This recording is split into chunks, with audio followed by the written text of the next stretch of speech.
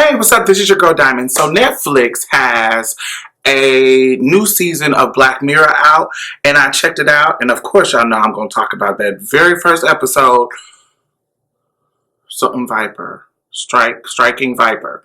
Yeah, Striking Viper. I thought it was an amazing episode, so I saw other people's reviews, and I thought they had really interesting takes, but I want to talk about it from my perspective. So let's get right on into it. So one of the main themes that I feel like this particular episode covers is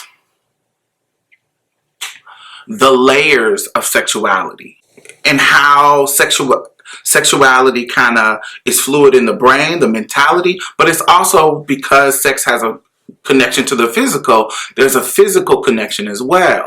From the beginning of the episode, Danny and Theo explore what makes you tick sexually. So like when they were in the bar right in the beginning, and it was like a pickup line and they were role playing kind of, he was figuring out what made her tick, and she was like, you know, that little role play thing you did that really turned me on. Blah, blah, blah, blah, blah, blah. So you can tell that they were in the beginning of their relationship. And anytime you're in a sexual relationship with somebody, in the beginning, you're figuring out what they like mentally, what they like physically. You're trying to figure out all these things. And that's why the passion is there, because it's a lot of spontaneity. It's a lot of exploration that's happening. It's an exchange of information. Do I like this? Do I not like this? What do I like? What turns you on? What do you like? He tried something out and she let him know, oh, what you just did there, that was kind of hot. That turned me on. And they went home and fucked and had fun and all of that kind of good stuff. And even in the beginning of like a courtship, of a courting and the dating, like the early stages, you are trying to figure out how to get an entryway. Even though they were role playing, you feel what I'm saying? They were role playing at the bar. When you're trying to get at somebody, you are trying to find an entryway into them, like into being able to date them, into being able to have sex with them, into their mind and their attraction, and you're trying to get into that. So the whole pickup line and was it corny and that playing hard to get, even though that they in that moment they were already dating and they were role playing. In a real moment like that, that is what you're trying to do. What can I say to get you interested in me and attracted to me? In a cis heteronormative world, that is a part of the courtship, but how it manifests is different in homosexual or non-cis heteronormative world. Do you feel what I'm saying? I think it's just as important, but how it's able to live and thrive and be open is different in a relationship that is not cis heteronormative. How you have to navigate certain things when you don't know if a person is open to a homosexual relationship or a homosexual sexual intimacy or physical thing that y'all want to do, however you want to describe it. How you have to navigate the space gets a little bit more murky and complicated and strategic. Okay? So if I am a gay male and I come into a space that is mixed company, okay? If I'm at a gay bar, I know that more than likely if this guy is at a gay bar, you know, he might be into other dudes, okay?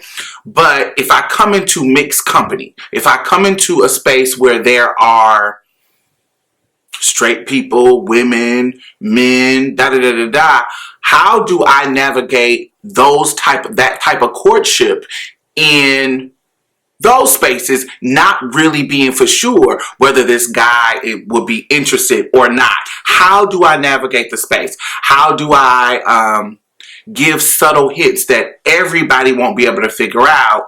But if he's interested, he'll be able to clock my subtle hints and give me some kind of reciprocity. But the other layer of that is, in that situation that I just was talking about, is this particular gay dude is interested in this guy, and he's looking for some kind of hint that this guy may be interested in him. So that indicates a layer of consciousness from both people. Like, I'm conscious that I'm attracted to dudes, so I got to figure out how to play this so everybody else who may be watching, listening, or in the situation not figuring out. And him, he's figuring out that he's attracted to dudes. He already figured out that he's attracted to dudes, and he's trying to figure out, navigate that space. And once we have those connections and we clock each other's hints, we can let each other know. But then the other layer is, what about somebody who hasn't made that decision, who hasn't thought about that decision, who hasn't explored that avenue yet, but they're not totally close to it because they haven't even thought about doing it. They haven't, the opportunity hasn't presented itself in a way for them to say yes or no. It just was, or they haven't even thought about it. They haven't even gave it serious thought, because there could be a surface level thought. Oh, I like women, and I'm not gay, so I don't even think about it. It's not in my scheme of thought process. I'm just going along the flow of, I'm attracted to women, I have sex with women, I'm doing my thing, blah blah blah. But what happens when you're engaging this person who is for sure engages with somebody who is not set in their for surety? That's not a word. Who's not set in their, who's not as certain, or not as, who hasn't just thought about it. It's not about if they're for certain, if they're straight. They know they're straight. They know they're attracted to women, but they haven't thought about, maybe I can explore on this side, or giving it serious thought. So that's one level. One being not totally new to the idea, and one being for sure. But then what happens when you have two different people that's not for sure, and then circumstances subtly make them both awaken to the possibility? How does that play out? And then where you are in that for surety, we're going to make that a word, and where you are in that for surety, because if you think about Danny and Carl, okay? If you think about, I personally feel from the moment that Carl gave him the gift of the game, okay, for him to experience it, I think subconsciously, this was somebody, because if you think about Carl and his relationships with women, Carl, remember when he was on that date with the girl and he made the Dennis Rodman reference and she didn't get it and she had to Google it on her phone to figure out who Dennis Rodman was?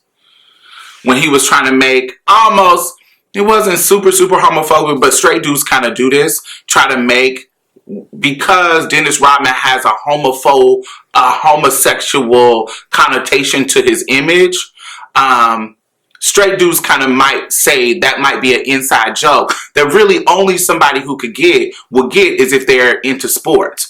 And more than likely, he's the type of dude who makes better connections with men.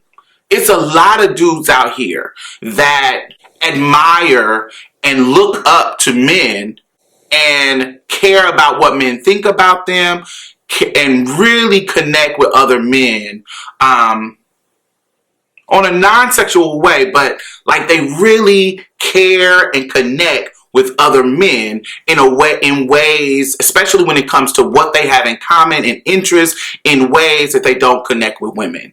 Sometimes women are strictly in their mind for that sexual gratification, not for that platonic intimacy and that platonic connection of extracurricular activities. Is that the right word? Hobbies and stuff like that. They don't go to women looking for them to enrich hobbies and participate in hobbies like basketball, video games, blah, blah, blah, blah, blah, blah. They go to women because society set it up for women to be objectified.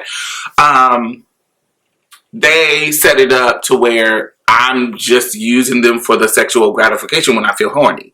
So I don't try to make a specific connection to women on the outside level. So Carl, in that moment, kind of was turned off a little bit, if you think about it.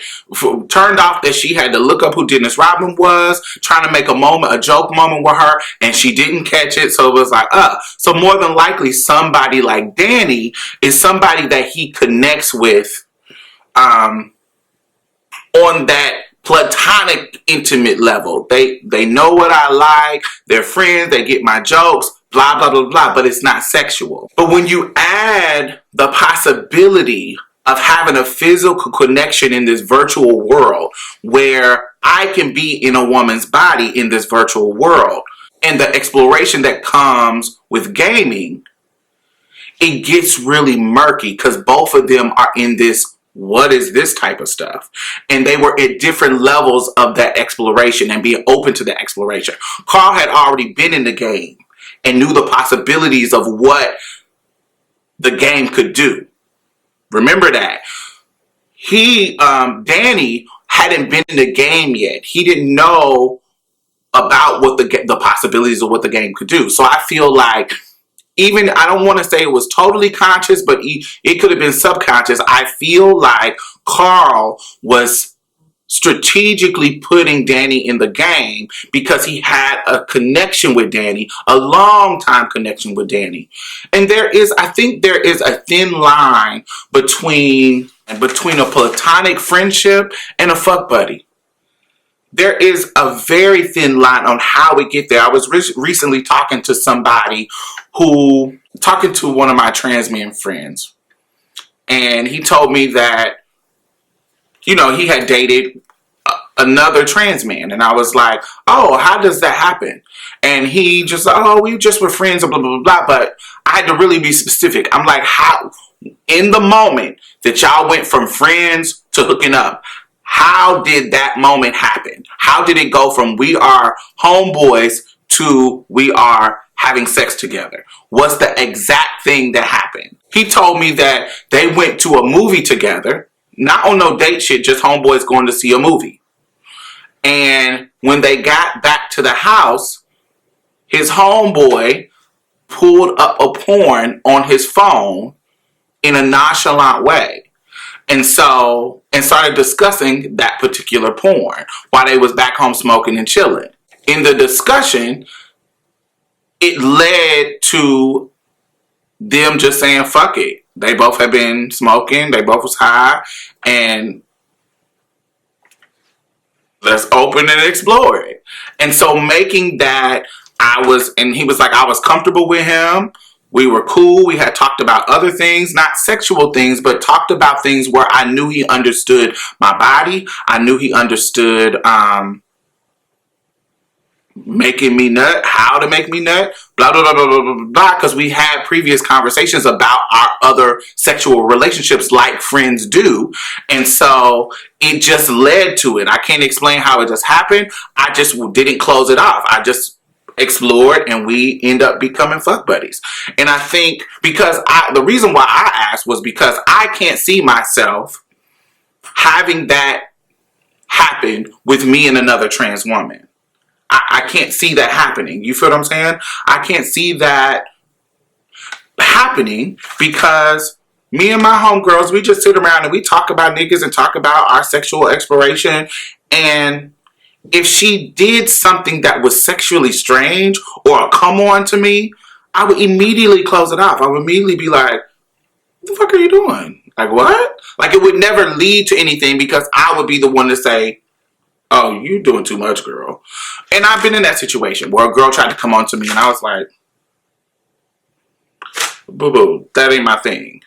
But if you're a person who is not as for certain as I am, or who is not, I don't wave too much. Like, I have a really set standard of who I am. I have a really set standard of what I would explore and what I'm interested in and all that kind of stuff. Everybody is not that fixed. Some people are a little bit more mutable in regard to their sexuality, in regards to what they're willing to do and not do. Some people go with the flow. They like water. They wherever, boom, boom, boom. And then there's ranges. You have people who are like water, then you got people who are like ice, and then you got people somewhere in the middle where you kind of maybe a slushy.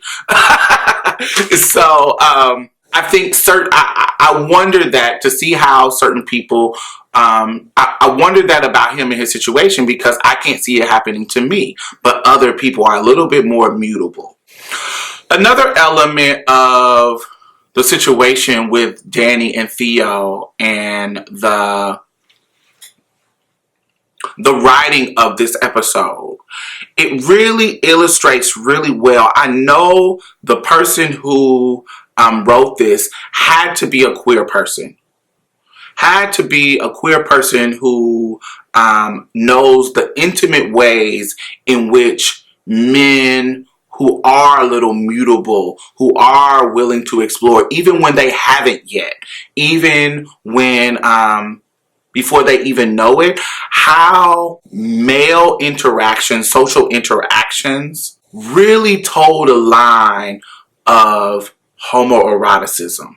There's a lot of things in my youth that would be so strange to me, because I was somebody who was ridiculed for being homosexual. I was somebody who was ridiculed for being the gay. And I'm talking about in my younger years. I was somebody who was ridiculed for being the fag. But then almost a lot, not all the time, but a lot of times within my ridicule, the dudes would be doing like really gay ass shit to me, not to me, to ridicule me. Like, I remember being on an activity bus one time, and they was like, I know you gay, and da da da da da. And one of them sat next to me, and he's making all the other boys laugh, but he's saying stuff like, I know you gay, I know you like dick, so if I pull my dick out, you ain't gonna try to touch it, you ain't gonna look. And they laughing about it, but he's asking me about his dick. You see what I'm saying? Like, he's saying this gay ass shit, but they're laughing and taking it as a joke. And there has always been an eroticism. There's a level of eroticism in regards to how males interact. And it may be because I was a queer male, but I saw it in other people too. When I wasn't in the situation and I'm looking, it would be a lot of gay shit. A lot of fucking gay shit. So in the writing, there was a lot of little subtleties that if you don't live this life, you may not have picked up earlier on in the show. So remember when he said, when they were about to play the game in the beginning of the show, the old school game, not the new game with the physical connection, but the old school game where they playing the controllers and they're in each other's house. I guess they were roommates or something. Oh boy, Carl said, Roxette is about to fuck your head off. That language. And what you call it clocked it and was like, what does that even mean? She about to fuck my head off. What? That language.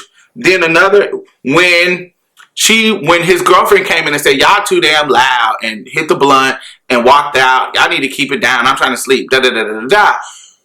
Carl got on top of Danny and was simulating humping on him. Clock that. Later on down the line, a strange body awareness. So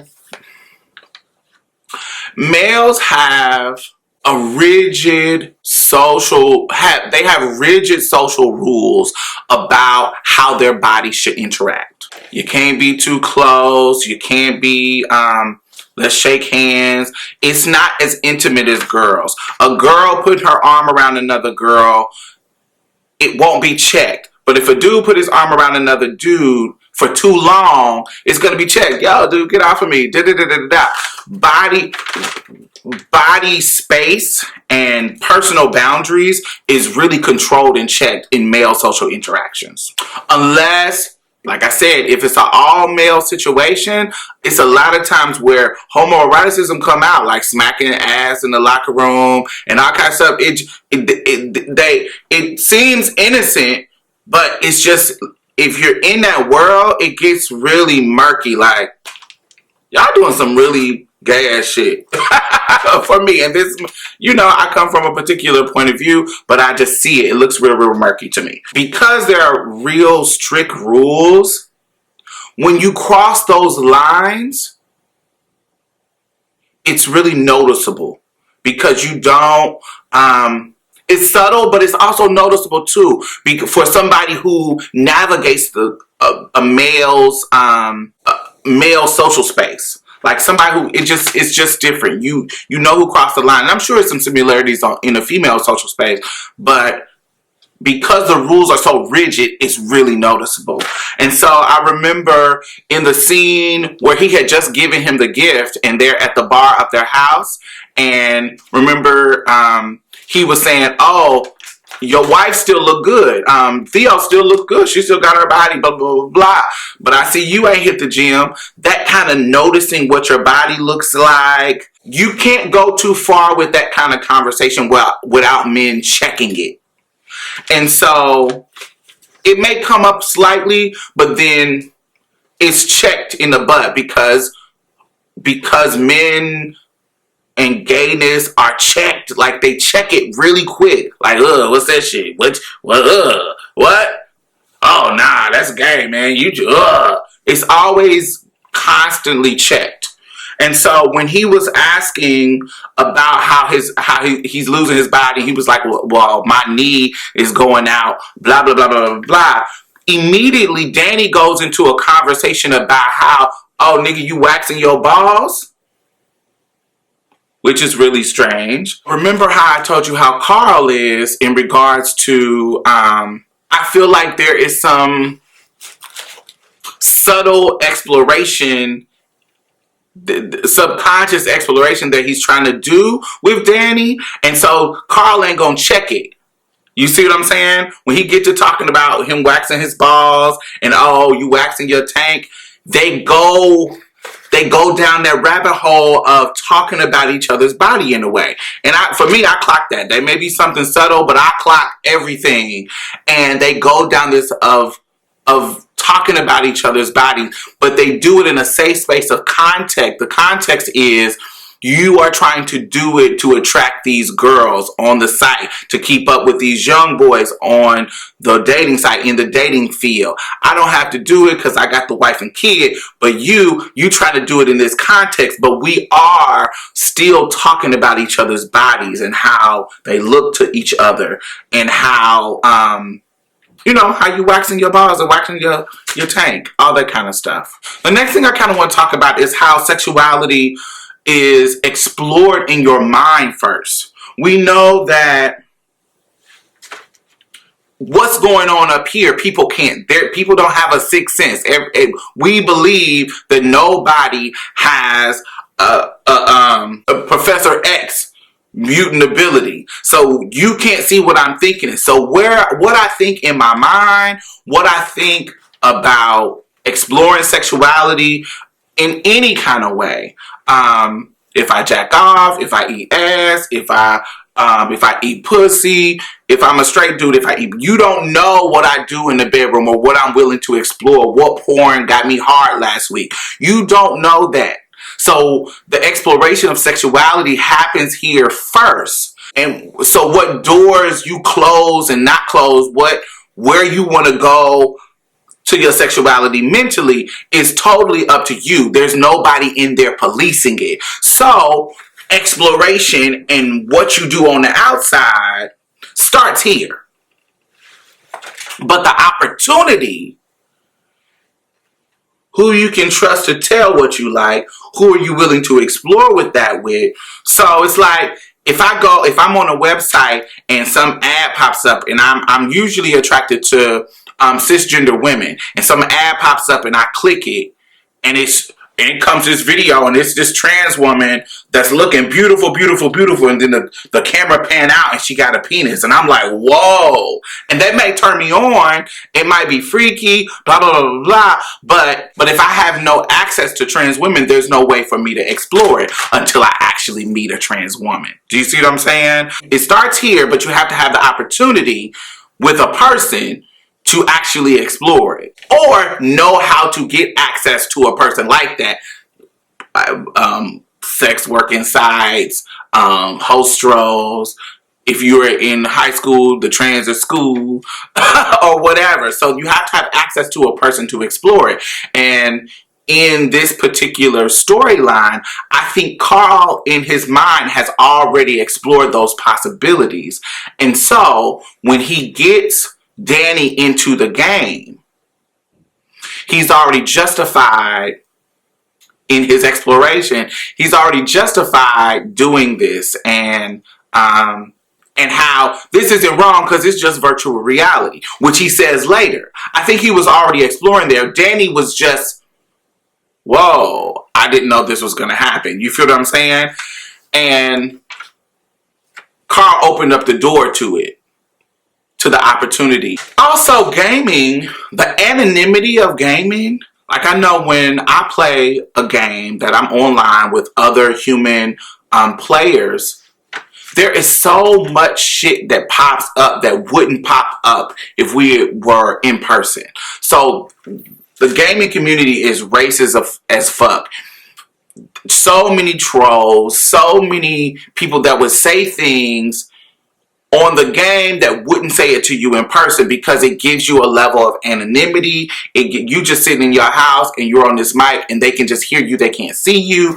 It gives you a certain level of freedom. So with that freedom, real tea kind of comes out. Like, if you're a racist, you're free to be a racist. If you are a homophobe, you're free to be a homophobe. If you want to make gay jokes, you're free to, or any kind of politically incorrect jokes, you're free to do that. So your real tea kind of comes out. Also, I'm kind of annoyed by people making online seem like it's a virtual reality, which physically it is. Like, this is not the real world you're playing in, but how you interact with people in that world, like when you're online and you're on Facebook, that's not your real life, but it's an extension of who you are, because you are sharing your thoughts. You are doing something from your own mind to interact with the people who are real people online. So it's an extension of who you are. It is not all who you are, but it is an extension of who you are. So if you're a racist online, more than likely you're a racist in person. If you are trash and homophobic online, more than likely that's just an extension of who you are in person. So it's not like it's fake. Oh, I'm just posting on Facebook, I'm just posting jokes. But there's a reason why you're posting these particular type of jokes. There's a reason why you are posting this particular type of content. It is a real extension of who you are. It is not all of who you are. It doesn't have the capability of showing all of who you are, but it is an extension of who you are. So later on in the show, after Carl kisses Danny in the game, his responses to it was like, whoa, fear, like scared, blah, blah, blah, blah, blah. So I don't really want to explore that fear, but because I think that's kind of like basic and normal. They always do that, depict that. Anytime somebody, like, remember watching American Beauty, when the dad kissed old boy and rejected him, and then there was like this fear, so much fear they end up killing him at the end. That's kind of typically how they depict a reaction when somebody does something surprisingly homosexual, homoerotic. So I don't really want to kind of explore that, but I do want to kind of explore how, as the conversation and the storyline went on, they start to be more intimate. And so it takes it out of the realm of virtual, takes it out of the realm of being just sex driven. They start to be more intimate. Okay? Remember, right before Carl and Danny, while they were in the game, had the conversation where Danny, in the body of Lance, you saw the characters Lance and Rosette, Roxette. Lance asked Roxette, how does it feel being in a woman's body? How does this feel for you? And Roxette was like, oh my God, it's just different. It's like, it's like being a sickening guitar solo and then a full symphony, which is kind of strange because, well, in that situation, in that circumstance, it's not strange. But in the real world, I've heard that before. I've heard a similar statement like that before, but how would you know if you haven't experienced an orgasm as a male and as a female, how would you know the difference in regards to that? That's kind of weird. But before they had that conversation about how it is for Roxette, Roxette was laying on Lance's lap. They were cuddling. They were caked up, booed up. And so that takes it out of just a sex thing. Just like, oh, I'm just going to get off. Because I've talked to dudes and I've had some dudes just be in situations, homoerotic situations where it was just a nut. Like, I just took the plunge. I was with this dude and he asked me to suck my dick and I just let him suck my dick. We didn't cuddle. We didn't hug. We didn't do none of that. I just let him suck my dick. And just because I was horny in the moment and I just said fuck it and did it. But in this particular situation, they're not just smashing and then going back to playing the game. They're in the game, not even fighting. They're cuddling. So that takes it out of just being a sexual situation, just being a sexual kind of erotic moment that just spontaneously busts off and boom, boom, boom, boom. It takes it into some real, why are y'all cuddling?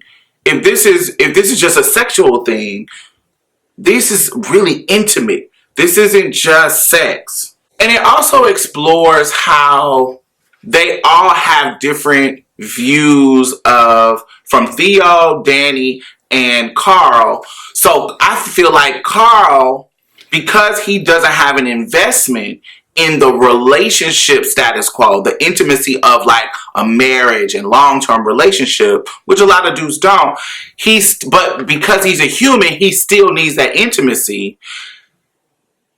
He's using sex to get that intimacy, and that's why he was so addicted to Danny's character in the game. He was addicted to that particular type of intimacy because we all are looking for intimacy. It's just where we get it from is going to be a little bit different. Danny and Theo, his wife, Danny and Theo, their relationship, they kind of had to match. They liked the intimacy of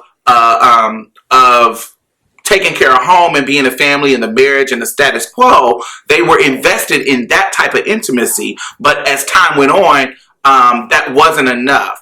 But that's why Carl kind of turned it into an addiction, because his intimacy level was not being satisfied until he got the situation in the game with Danny. You see what I'm saying? He got the intimacy from him, where Danny was already getting the intimacy with Theo.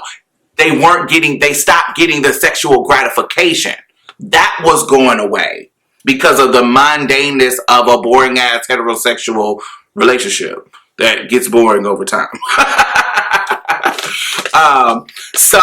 But they were getting the physical intimacy. If you even remember the conversation between Theo and him at the restaurant when she was confronting him about, you're not even kissing me no more. We're not fucking. What's going on? She was like, the passion even there, the little small things that we used to do where when I walk past, you put your hand on my back, you squeeze my shoulder when you walk past me. Those little small intimate things that are beautiful and makes you feel secure in a relationship. That is intimacy. That's not sex. So they were getting that without the sexual gratification because it was mundane and boring. But then Danny finds the sexual gratification that was missing in the game. So while Carl was getting a newfound intimacy and sexual gratification, Danny was getting a newfound sexual gratification because he didn't need the intimacy, because he got the intimacy from Theo. But from each three of the characters, you also realize that the intimacy, all of it has an emotional attachment. All of them. Because even towards the end, when they do the compromise, because at the end there's a compromise, and Danny gets to have Carl, they get to have their controlled intimate experience because Theo gets to ration out when he gets to play the game, and Theo gets to go out and have those spontaneous real life hookups that she missed out on by being committed to the relationship. And so I thought that was beautiful for them to end it that way because it worked out for all of them. Each one of them still get the intimacy that they want and they feel comfortable with, but they also get the physical gratification that they want and feel comfortable with. How they navigated that was kind of beautiful in regards to the end of the show. I thought it was amazing.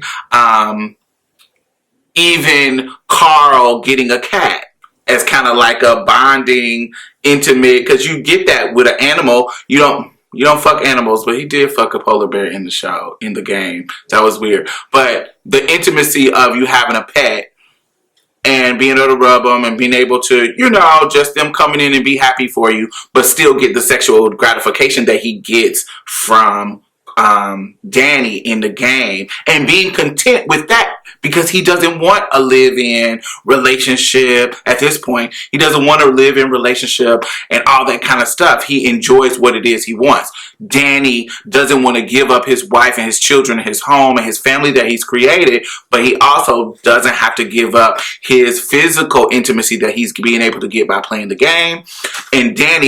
And Theo also doesn't want to give up her love and her relationship and stability and commitment with Danny. But now I can go out and get my physical attraction because now I kind of don't satisfy you anymore. We still can play and we still can do when we do feel it. But I can go out here and get my twang too. I can get my shit too. I really enjoyed this episode. It reminded me of a Black Brokeback Mountain because there were some parallels in that story with this one. The addictiveness to it, the violence, how they both got in a fight when that tension got really, really high, when they couldn't reconcile it. And a lot of dudes are like that. They can't reconcile what they think about, what they want, and what they want to happen and what they're supposed to do. They can't reconcile that. And so a lot of times when men can't reconcile some shit that's going on in their brain, it comes out in violence. And that's just the truth of the reality of being and how it affects the brain. And everybody doesn't have physical control of their emotions. That comes with practice, or it comes with a natural temperament. But everybody does it. So sometimes it come out in a violent way, especially when dealing with men. So I really enjoyed the episode. Go check it out. If you have Netflix, Black Mirror is on Netflix. It's the very, very first episode in this new season. Check it out and come back and tell me what you think. All right, this is your girl Diamond. Bye-bye. So, since I'm back and I'm trying to do this thing right, if you would like to support out of the kindness of your dear heart, my Patreon link will be in the bottom, and my PayPal and anything like that. If you are struggling and you can't donate, girl, I totally understand. I've been there too. You can also donate in a non-monetary way by sharing my videos, by subscribing, by liking and commenting. That all is something that I appreciate.